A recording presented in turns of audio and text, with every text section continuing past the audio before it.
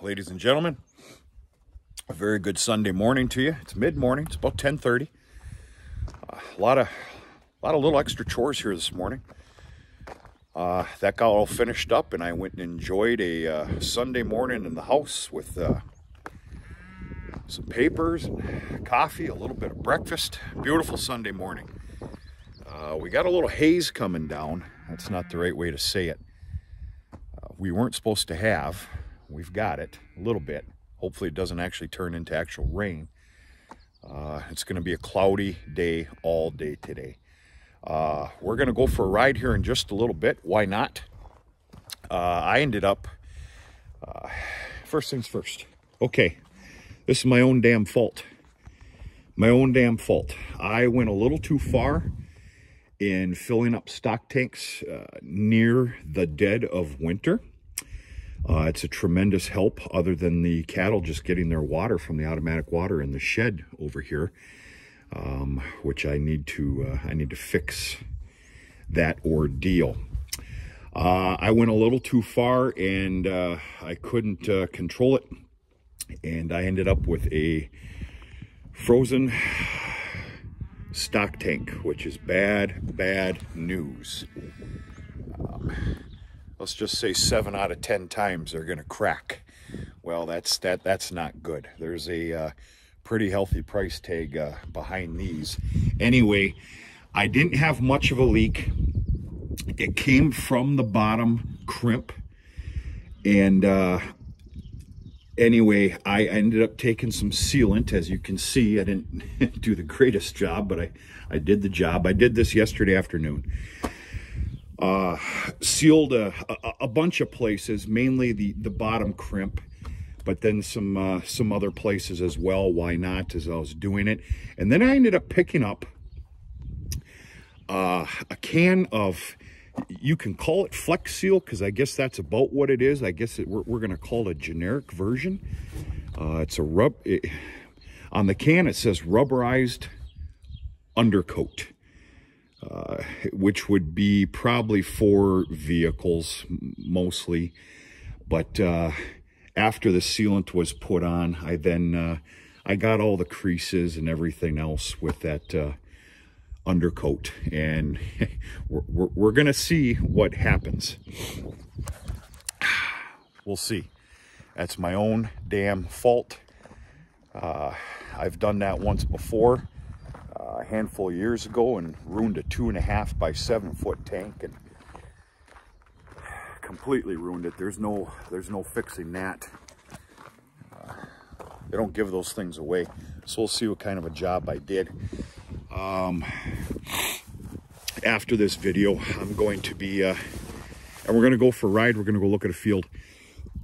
I'll be putting that stock tank back here, and I won't be filling it because I want them to empty the other one so I can get the other one here, and that's where these lie for the rest of the year. Had 3 calves this morning, which is nice. 5 calves in total the last 2 days. We went on one hell of a wall here. There wasn't a calf for hell, I hadn't had a calf for 3 days. But anyway, okay, we're gonna go for a ride. We're gonna go look at that field that I'm putting the sorghum in. I did not plan this whatsoever, but due to circumstances, I ended up hooking up to the disc last night, and I ended up discing that entire field. We got a pretty good pile of moisture, actually quite a bit, on Friday. I didn't think there was a chance in Hades for me to get in there properly yesterday to disc that field up. Now, I needed that moisture to just do a final disking instead of the cultivator or chisel plow and getting all those rocks up. We've talked about this. I went and looked at that field last night right after chores, so we're talking like 5:30, and we had one hell of a dry down day yesterday. So I hooked up to the disc. Let's take a ride. I'm going to show you. It turned out fantastic. I am very happy. and I will give you the scenario of what's going to happen here in the next 2 days.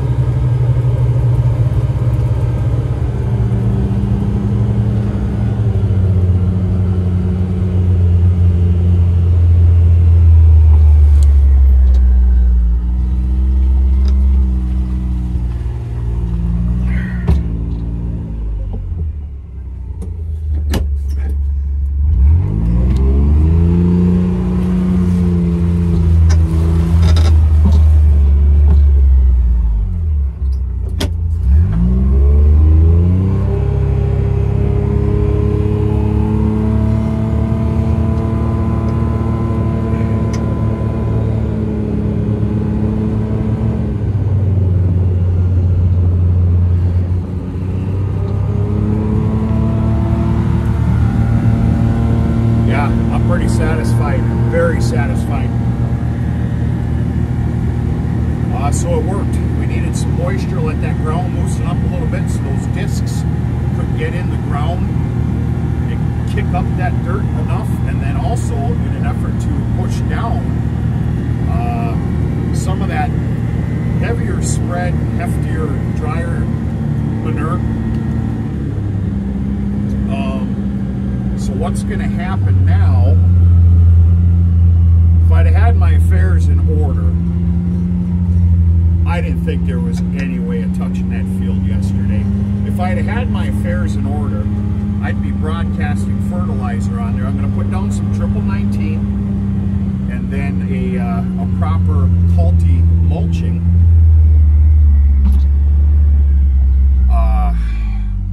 Tomorrow. Dad's going to join in the efforts. If you were to make me guess, I bet you there's about 20 to 25 stones in there that need to be removed. That's not going to be a rock picking job. That's what this is. The discing, I explained this all before. There's maybe 20, 25 rocks with the loader tractor that need to be removed. Dad's going to take care of that. Like I said, we're going to, I think I'm going to go with 100 pounds because I'll just make the buggy an even ton. 100 pounds of 19. Reason being is there's so much fertility out there that's been out there for the last 6-7 years. All the manure that was put out there this year. If you follow the channel, you've seen it.